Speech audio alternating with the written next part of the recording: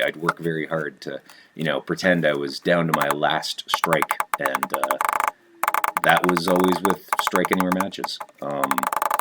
I remember being on canoe trips that I was guiding for a summer camp when I was, in my late teens, and I got to live that out. It was this one evening where we were stuck out in a completely unseasonable rain and hailstorm in a lake in not really northern, but north of north of Highway 7, near Madoc, Ontario.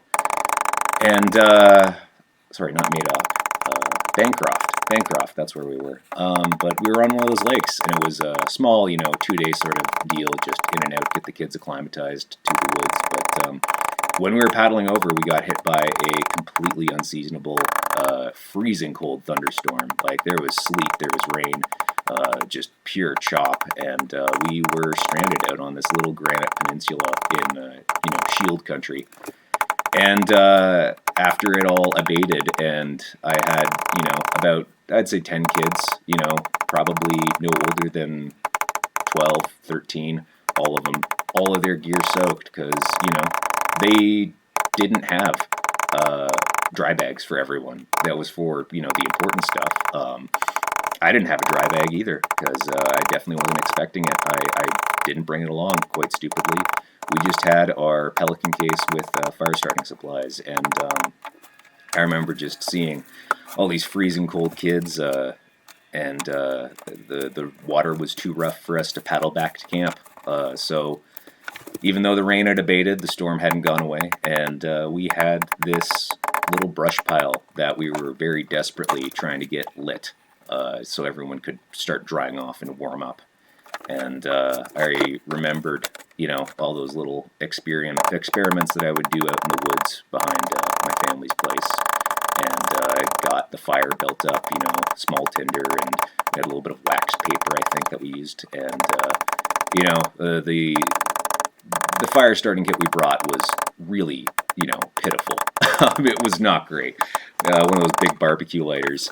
And that thing, it got soaking wet and stopped working because it's an electric spark, and something must have shorted out in it. But what we did have was my little match safe, and I did my best to get a fire started, and it was a process. I burned through 3 or 4 matches trying to get that, that tinder that was just absolutely soaked going, and it would get a little flame, and it would sputter, and then it would go out, and we'd reconfigure, and the wood would dry out a little bit, and we'd rebuild it, get the smaller stuff, the stuff that's dry, look under the undergrowth, under where we pitched the tent, all this other sort of,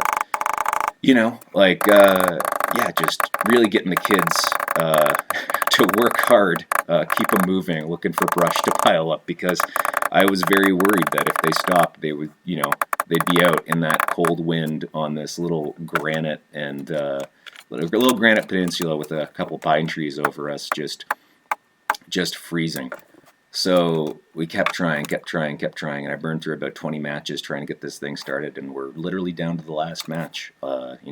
This little waterproof strike anywhere match that I had made, and I bust off the wax cap, and got this very precise, tight-packed little bundle of fire starter that we've assembled, and all these kids are gathered around, all the other counselors, because they're outdoorsmen, but I had kind of assumed a spot of responsibility because I felt that I had the most experience doing this, whether I did or not.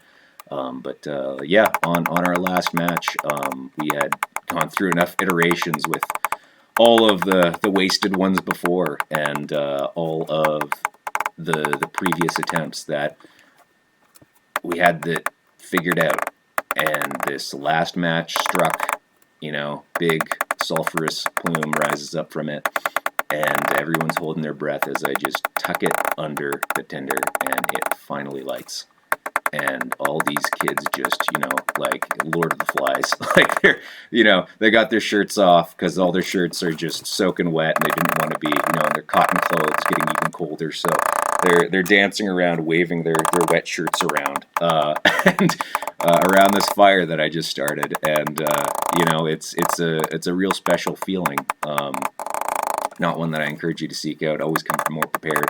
But that was about as close to a real survival situation as I've ever gotten.